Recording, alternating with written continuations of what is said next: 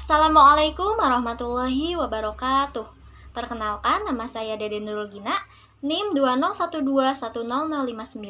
Saya dari kelas Pendidikan Agama Islam 5B dari Fakultas Tarbiyah dan Keguruan di Universitas Islam Negeri Sultan Maulana Hasanuddin Banten. Di sini saya akan menjelaskan tentang landasan pengembangan kurikulum. Baik, langsung saja. Pendidikan mempunyai peranan sangat penting dalam keseluruhan aspek kehidupan manusia. Hal itu disebabkan pendidikan berpengaruh langsung terhadap perkembangan manusia dan perkembangan seluruh aspek kepribadian manusia. Kalau bidang-bidang lain seperti ekonomi, pertanian, arsitektur, dan sebagainya berperan menciptakan sarana dan prasarana bagi kepentingan manusia, pendidikan berkaitan langsung dengan pembentukan manusia. Jadi, pendidikan itu menentukan model manusia yang akan dihasilkannya.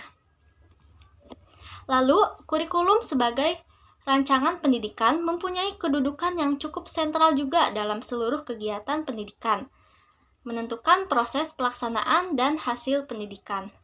Mengingat pentingnya peranan kurikulum di dalam pendidikan dan dalam pengembangan kehidupan manusia, penyusunan kurikulum tidak dapat dikerjakan sembarangan.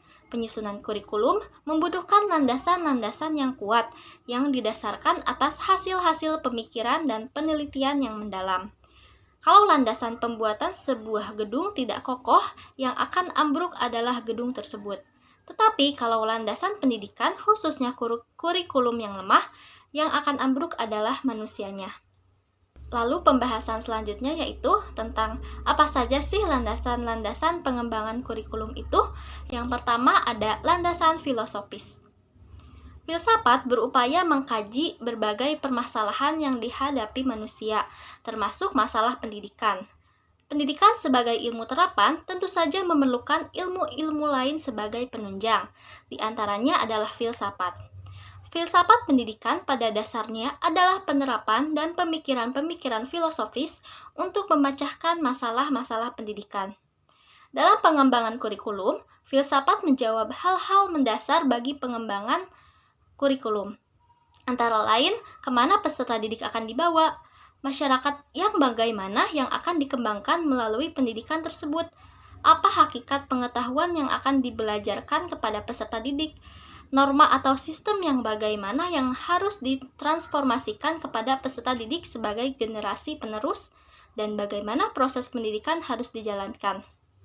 Demikian mendasarnya pertanyaan-pertanyaan yang harus dijawab oleh filsafat.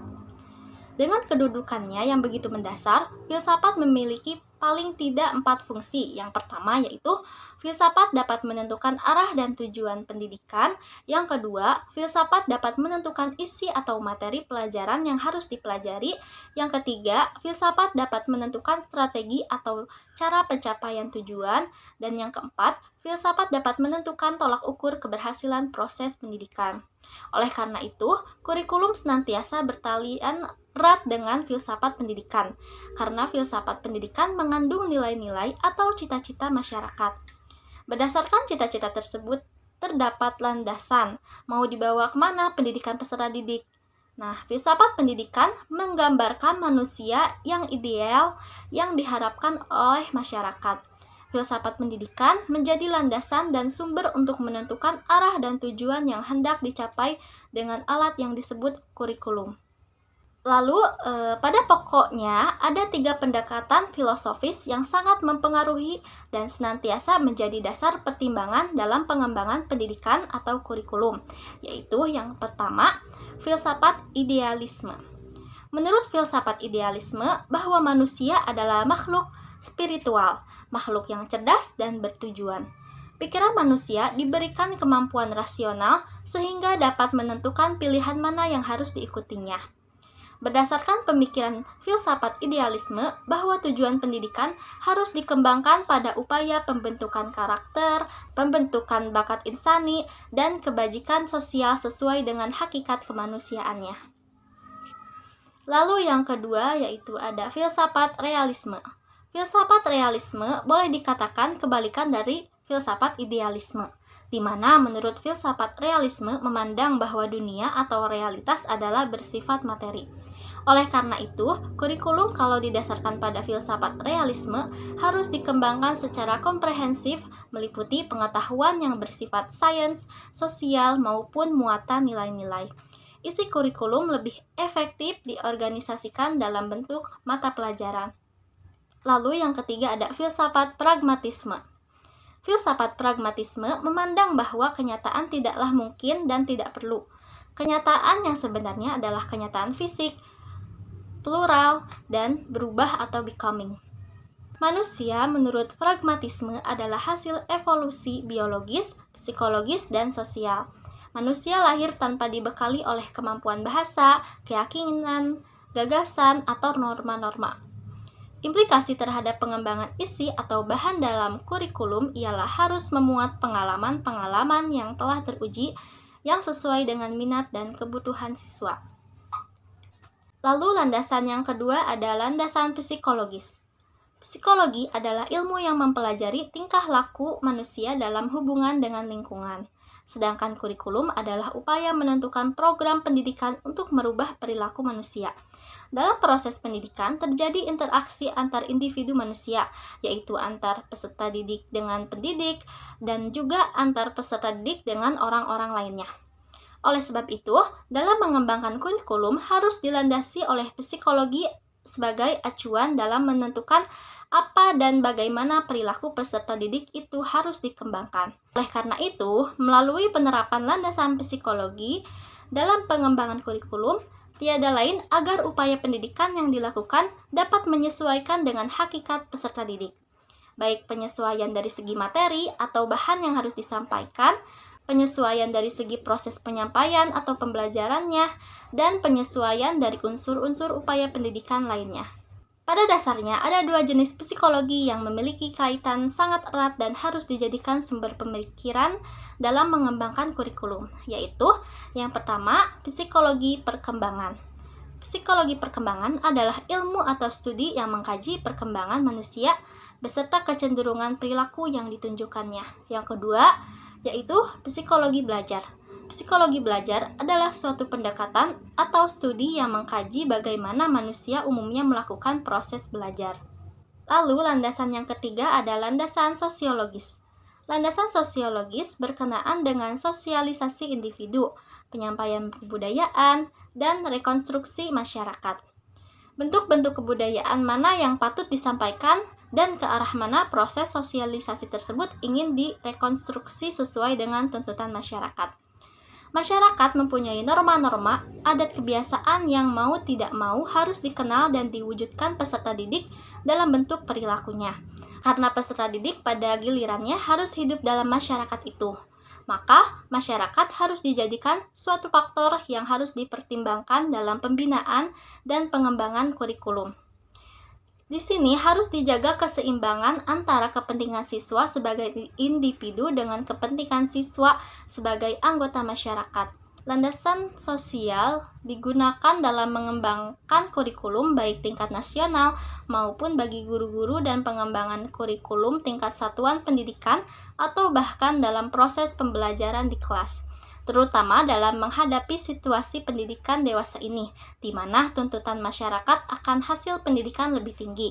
Dengan demikian, masyarakat lebih menginginkan agar hasil pendidikan lebih baik. Lalu landasan yang keempat yaitu landasan ilmu pengetahuan dan teknologi atau IPTEK.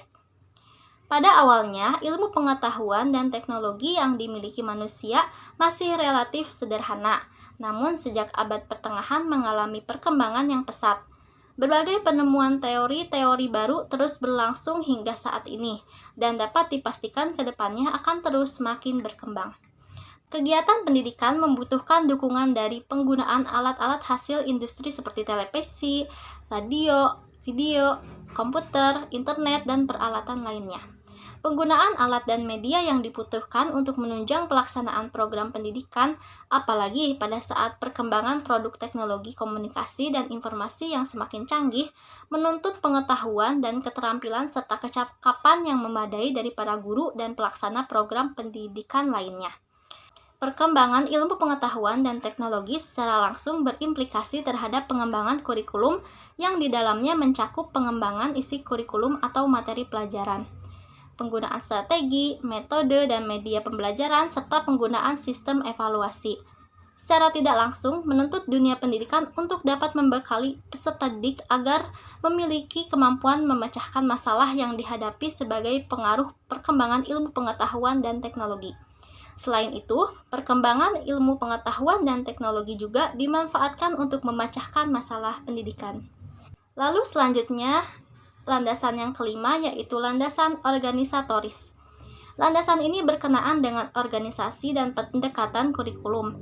Studi tentang kurikulum sering mempertanyakan tentang jenis organisasi atau pendekatan apa yang dipergunakan dalam pembahasan atau penyusunan kurikulum tersebut. Penggunaan suatu jenis pendekatan pada umumnya menentukan bentuk dan pola yang dipergunakan oleh kurikulum tersebut. Nah, dilihat dari organisasinya, ada tingkat kemungkinan tipe atau bentuk kurikulum. Yang pertama, kurikulum subject matter atau separated subject. Organisasi ini bertitik tolak dari mata pelajaran atau disebut juga pendekatan mata pelajaran seperti geografi, sejarah, ekonomi, biologi, kimia, aljabar, menyanyi, dan sebagainya. Setiap mata pelajaran masing-masing berdiri sendiri sebagai suatu disiplin ilmu. Kurikulum korelasi yang dimaksud adalah menghubungkan mata-mata pelajaran yang sejenis atau mata-mata pelajaran yang memiliki ciri-ciri yang sama dipadukan menjadi suatu bidang studi. Contohnya yaitu mata pelajaran biologi, kimia, fisika, astronomi dipadukan atau dikorelasikan menjadi bidang studi IPA. Lalu yang terakhir ada kurikulum integrasi atau terpadu. Dalam bentuk kurikulum ini tidak lagi mengenal mata pelajaran dan tidak lagi mengenal bidang studi. Artinya, mata pelajaran dan semua bidang studi terintegrasikan dalam bentuk masalah atau unit. Batas-batas antara semua mata pelajaran dan batas-batas bidang studi tidak kelihatan lagi. Jadi, semua mata pelajaran telah menjadi suatu kesatuan yang bulat. Mungkin cukup sekian penjelasan dari saya, kurang lebihnya mohon dimaafkan. Terima kasih. Wassalamualaikum warahmatullahi wabarakatuh.